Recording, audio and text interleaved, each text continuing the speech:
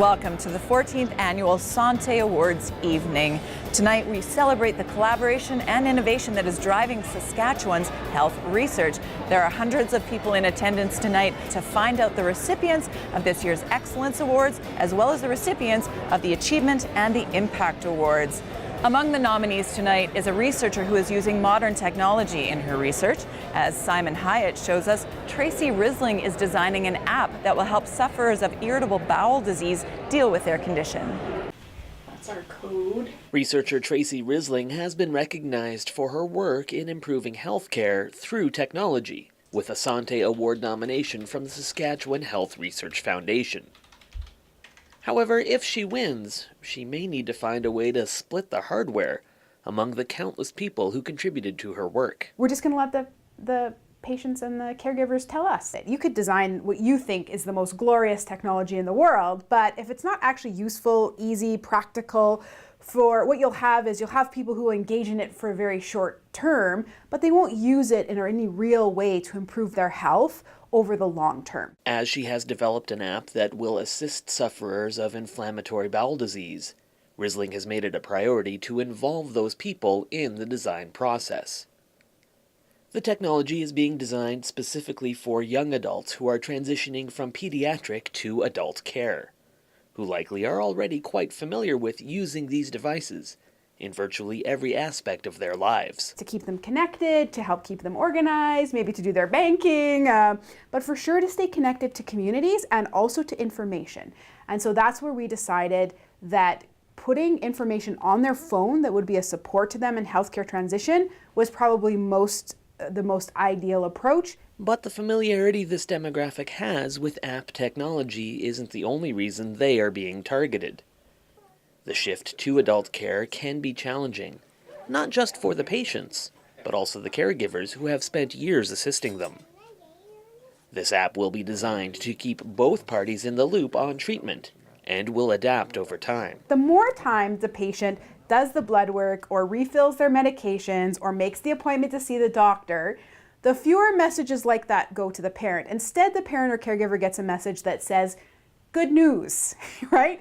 Your patient, your person has done their blood work, or they went and refilled their medications. Risling says an app will be in the hands of patients by next year.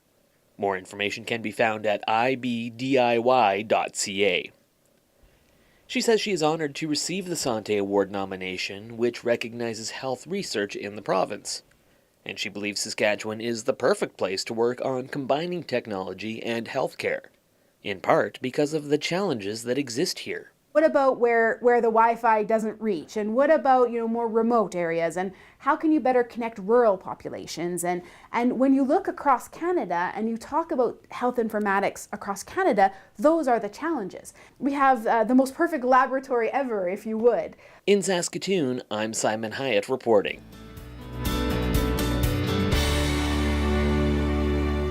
So Dr. Karniychuk, congratulations on your award.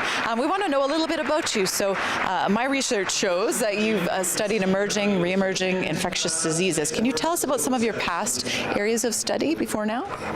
So I'm originally from Belarus. I have a veterinary background, and then immediately after veterinary school I went to research. I never practiced, but I worked with several animal viruses in Belgium, Ghent University, where I completed my PhD and short postdoctoral study. Then I worked on HIV research and influenza research in McMaster University and in Toronto University, and finally, just second year here in Video Intervac, I am a new investigator where I start program on Zika research. It's incredibly exciting. I mean, some of our viewers might be familiar with Zika virus, of course, because of news reports. I think it was 2016. It really hit Brazil with just devastating consequences for pregnant women. What can you tell us about a little bit about Zika virus, and then also what you're hoping to accomplish with your work? So Zika virus is arbovirus. It's transmitted via mosquito bites. Also, has been recently shown that it can be transmitted sexually, and actually in Canada Canada, where several cases of sexual transmission, including in Saskatchewan. And we work on several aspects of Zika virus pathogenesis. We have recently developed a fetal model, porcine model of Zika virus infection. We are happy that we are funded by SURF, and using SURF fund, we're gonna to compare several strains of Zika virus using our model. Yes. Wonderful. What does it mean to you to be honored in this way by the Santé Award? Well, it's a big honor, and I'm very happy. I'm just second year in, just 4 years in Canada and second year in Saskatchewan, and it's great to be welcomed and to have great people around with the Intervac team and great funding agencies, and we will do our best to use this fund like it should be used with highest output. Yeah. Congratulations again, and also thank you for stopping to speak with us. Thank you very much. Thanks. So Dr. Blanco, another recipient of an Excellence Awards. Congratulations. Thank you very much.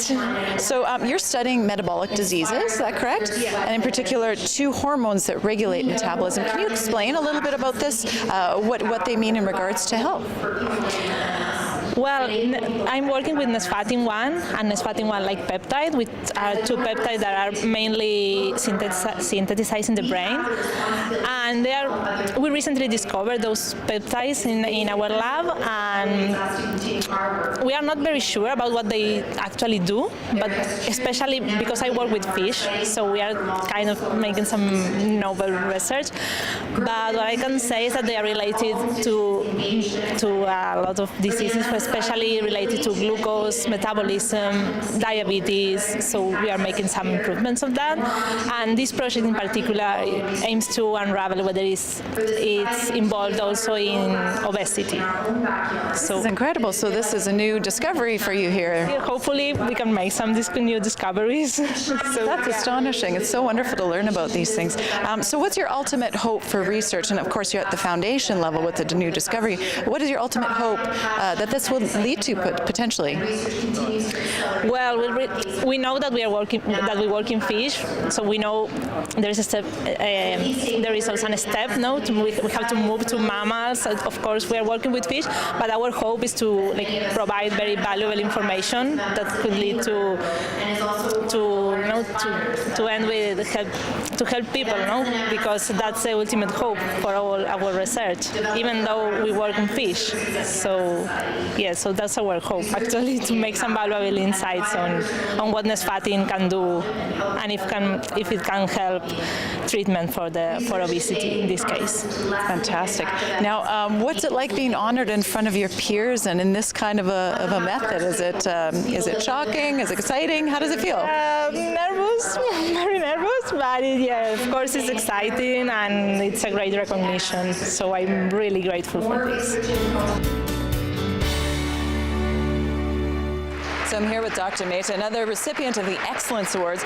Now you're from the psychology department at the University of Regina. Welcome to Saskatoon, first of all. And also, it's been a good trip so far, I imagine. How do you feel about what's happening here tonight? I feel great, thank you. It's an honor to be here and to also showcase some of my work and get the award as well. Thank you. So let's talk a little bit about your work. So your research project aims to help people with spinal cord injuries address the mental health issues that might go along with those injuries. Can you tell us a little bit more about that and all of the work that you do? Yep. So what we have is an online cognitive behavioral therapy program, and what it is it's like an 8-week program with 5 lessons, and it's guided. So I help clients that come in through that program. Weekly, we have sessions to talk about what kind of coping strategies they're using, just to check in to see what they're doing and what they've learned from the online lessons. And the online lessons are things like, behavioral activation, how to help them, question some of the types of maladaptive thinking and the behaviors they're doing, and how they can have a more being overall. And then some of the other activities, because people with spinal cord injury face is like things like chronic pain and other issues like being able to communicate with their healthcare professional. So those are things that we also help guide, and those are extra resources that we offer online. Clients that come through will do like a 20 to 30 minute assessment, and then weekly assessments. They also do like a 1 to 2 minute questionnaire that they complete, and at the end of the project, their 8-week program, they also answer some more questions, and that's my aspect. And everything's anonymized once everyone's done, so it's all confidential, so nothing from that data is associated with their name, and it's completely free. So when we report all the data, all of their information will be removed from there. The other aspect we're looking at is also their own caregivers.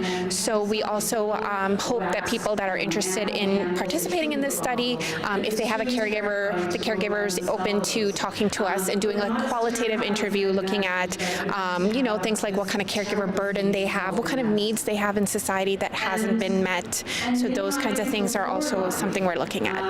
What we're hoping to do, so myself and my supervisor, Dr. Heather Hadjistopoulos, is to integrate this into an inpatient unit and try to implement it so everyone can access it, not just people in the community. That's fantastic and so exciting. Well, you've been honored by the Royal Society of Canada as well as this. How does recognition help you in your work? I think it gives a little bit more exposure to the project and to the actual, the concern of mental health, not just for spinal cord injury patients, but I mean in general for people in Canada, because my supervisor, Dr. Heather Hadjistopoulos, does not just, spinal cord injury, but she deals with people with postpartum depression, cancer, those kinds of different populations. And sometimes there's a big stigma for mental health, and it's hard to communicate. And I think online therapy gives people an opportunity to talk about their issues, but not having to deal with the face-to-face stigma aspect of it. I'm here with Dr. Nancy Gyurcsik and Dr. Susan Tupper. Now, you both study exercise psychology, is that correct? And maybe specifically why people might not adhere to an exercise program. Can you tell us more about your work?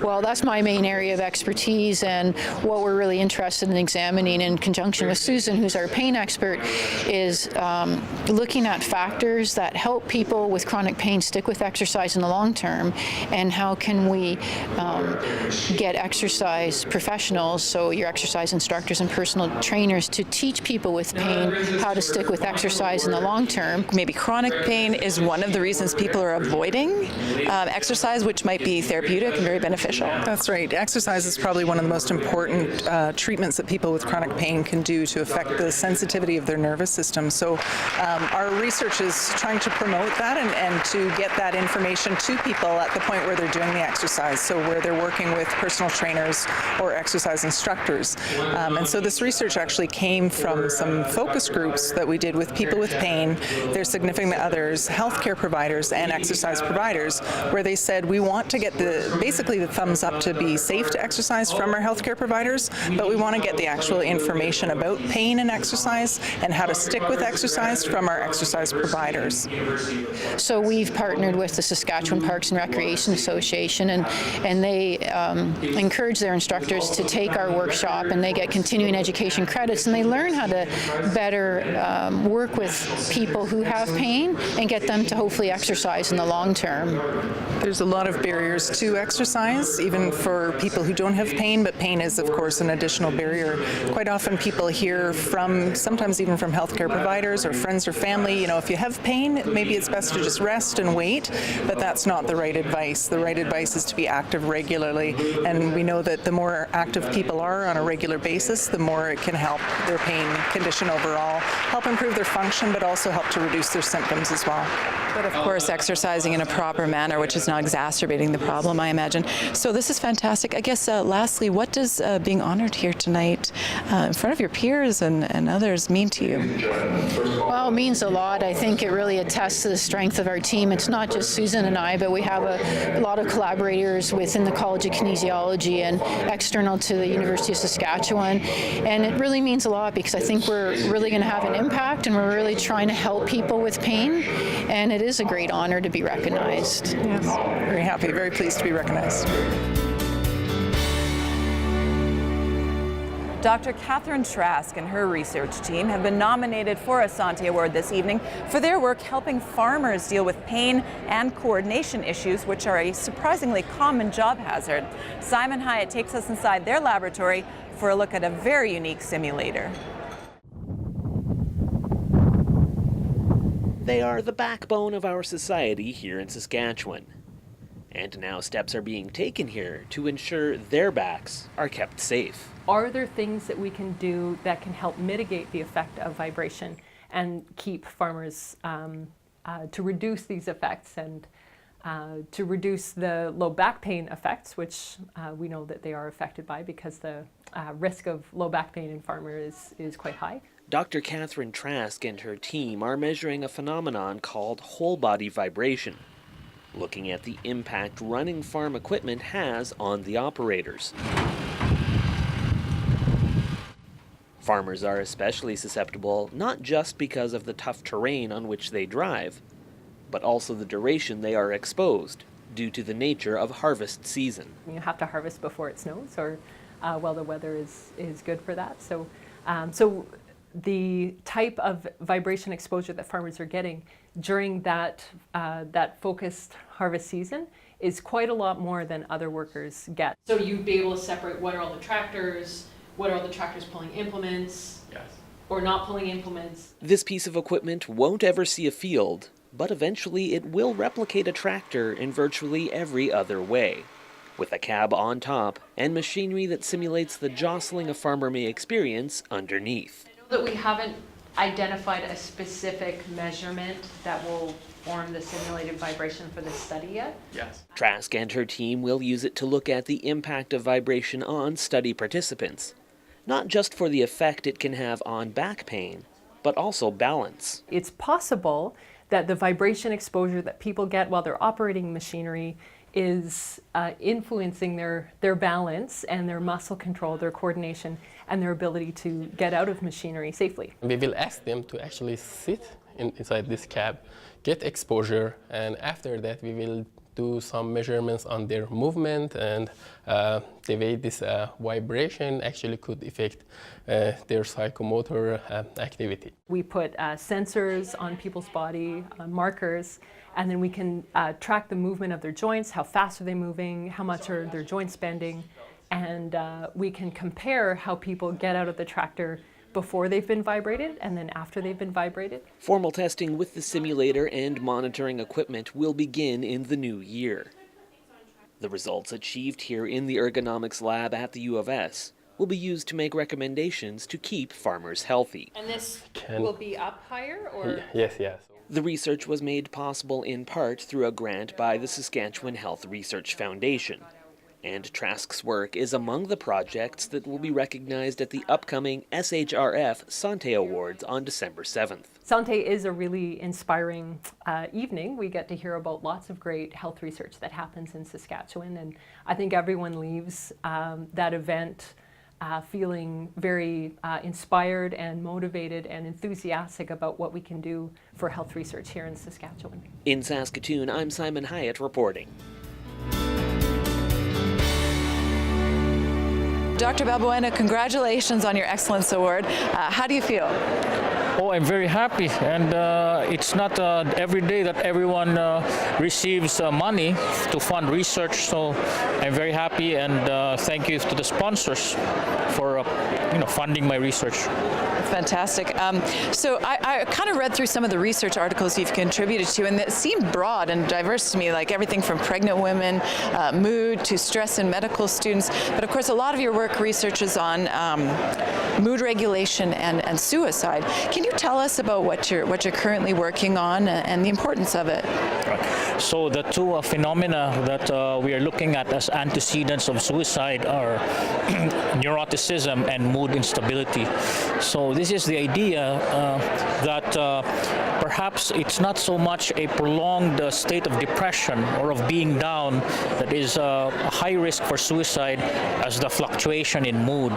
If one understands or if one imagines suicide to be an action, that ends one's life, it makes sense that one requires energy or a certain burst of energy in order to carry out a suicide plan. So here in this particular research we're doing, for one part of it would follow the mood fluctuation of patients, 20 patients in Saskatchewan over a period of 1 week, and we record their moods by smartphone, and their physical activity and their sleep hours, and we try to relate that with suicidal ideation. Fascinating work. Of course, the topic of mental health finally receiving some long overdue attention. Here in Saskatchewan, it seems there's going to be a mental health assessment unit now, I believe, at the Royal University Hospital, and a lot more attention right now in the news about the problems our Indigenous youth have been facing. What would you say is the greatest challenge facing Saskatchewanians in regards to mental health issues?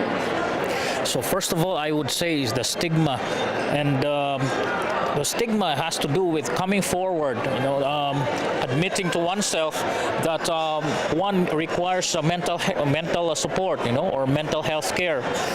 And the other one I see would be like the distance that those living in northern communities have to travel in order to receive specialist mental health care. Another challenge that we're facing is the integration of data from various healthcare settings, so that we can follow the journey of the patient, from when they present at the hospital, or perhaps they present to the police, and then they're followed and seen in the community. We need like an integrated system of information so that we know at every single point in their journey, how their suicide risk is changing. Certainly the work that you're doing, and also I imagine the people that are contributing to your research, the patients that help in your work and answer your questions, should be commended for what they're doing to help those in the future. Any final thoughts or things you'd like to say in that regard? I think you raised a very important point there about the patients, because as researchers, we are one layer removed from the experience of patients. So in the study that I described to you, we will look at the experience of people as they describe how it is that their suicidal ideation emerges, what are some triggers, and what are some ways of coping that help ameliorate these tendencies. So, thank you to the funders, but I would also say thank you to the patients, and one of them was our speaker tonight, for sharing their experience as to how researchers like me, who have no first-hand experience of the disease, can be better able to come up with health solutions. Now we're here with Lois Miller, and Lois, you're a patient living with multiple sclerosis. You just spoke in front of this huge crowd of amazing researchers. What were you saying to them? I was talking about why we do research, why is it important, and when in my previous life, when you get diagnosed with a disability, it's common to talk about before and after. And in my before life, one of the jobs that I had was working with scientists, researchers, and I'm not a scientist, I'm a business person, but I had the great privilege of selling their services and their research. And so I talked about, why do we do research? We want to build healthy communities, better communities, and those things are true. But what I realized in the after I was diagnosed with MS and with this disability, is that the reason we do research is because I need to be able to walk. So it really changes perspective, and that the research is about making sure that we, yes, have a great community and healthy systems to keep us well, but it's also about, am I able to walk today? And so those research dollars make the difference about whether I can get out of bed and go to my job today, or if I'm going to be bedridden. And so my perspective has changed dramatically. Still believe in having healthy communities, and I also want to walk. When you see the people here tonight and you're speaking to them about this, I imagine that you're preaching to the choir, as the expression goes. So when you're speaking to the people at home, or to others who are not aware of the situation, or maybe haven't experienced adverse health conditions themselves, do you want to tell people to support more research, or do you want them to be aware of the amazing research that's going on here in Saskatchewan already? I think we want to do both, right? And I, before I had MS, I was very supportive, and worked on lots of charitable activities to ensure that people had the money they needed to do their research. But it does change. Your lens does change, and so one of the things that I have learned is humility. Kindness and compassion make the world go around, and we need businesses to help ensure that the research stays in place so that people who have the tough times have a little help up. And here's Dr. Cory Neudorf, the Impact Award winner. First of all, congratulations. Thank you. So you're a familiar face. You've been the Chief Medical Health Officer in Saskatchewan since late 90s. That's unbelievable. And of course, certainly a familiar face to those of us in the media and people who watch the news. So I've read that you described yourself as a health geek. In my world of public health, I kind of look at myself as a physician of the community. And what I'm always looking for are things in our community that are going to make individuals and groups healthier. And so my diagnostics are health data, and my analysis of situations in the community that are going to either improve health or detract from health. And so it's sort of a mix between a physician and a data geek, and I'm always looking for innovative policies and programs that could help people improve their health. Public health itself incorporates so many areas of disease prevention, health promotion, surveillance and monitoring, disaster management. I have to ask, is there an element of, I guess, excitement that in this area that has kept you in it for so long and keeps it fascinating for you? Well, almost every aspect of our lives impacts on our health, and what I like about public health is you never know from one day to the next what's going to be the issue facing you. There's always something new and something that you can get engaged with, involving lots of different sectors. So that's always kept me excited. But the big issue for me has been trying to find big things that you can change to improve health, as opposed to many of the other things we do in healthcare, which is obviously the need to treat those who are ill already. So for me, what gets me up in the morning is really finding ways to prevent illness and prevent disease and promote health. Fantastic. Also, you've done a lot of work, I presume, with UNICEF, the World Health Organization, and NGOs around the world, and traveled quite extensively. But what keeps you here in Saskatchewan? Well, Saskatchewan really is an innovative place when it comes to both healthcare and prevention. So many times when I travel the world, people talk about Saskatchewan as a place where innovation happens in health. So I've found it's the right mix of a large enough population where you can try some innovative things, but small enough where people really know each other and trust each other, so you can really collaborate. And often we need each other in Saskatchewan to work together to make things succeed. So it leads to a lot of cooperative kind of work. So I found it's a fantastic place to try out new things, and then often those have global reach. You can kind of feel that in the room here tonight, where there's such a diversity of specialties and research going on, and yet it feels like a small family community almost here tonight. Exactly. So congratulations again on your award. I hope you enjoy the rest of your evening, and mostly thank you for speaking with us. Well, thank you. It's been an honor. We hope you've enjoyed meeting the recipients of this year's Santé Awards, and we thank them for stopping to take the time to tell us about their fascinating work, which has and of course will continue to impact lives locally and globally. I'm Jackie Kripke. Thank you for watching. Good night.